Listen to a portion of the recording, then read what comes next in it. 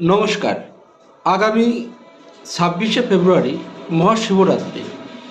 এই শিবরাত্রিতে আপনারা কোন পোশাক পরলে স্বয়ং মহাদেব খুশি হবেন, আমি সেই পোশাক সম্পর্কে বলবো।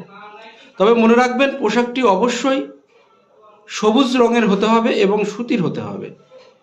আপনারা যদি সবুজ রঙের পোশাক পরে যদি মহাশিবরাত্রির দিন ভগবান শিবকে জল অর্পণ করেন, তাহলে অবশ্যই শিব তাতে খুশি হবেন।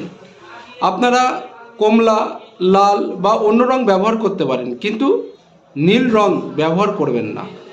নীল রঙে অনেক সময় স্বয়ং মহাদেব কিন্তু রুষ্ট হন, তাই নীল রং কেউ পরবেন না।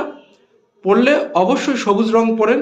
মেয়েরা অবশ্যই শাড়ি পরতে পারেন, শাড়ি তাছাড়া অন্য কোনো কিছু পরতে পারেন।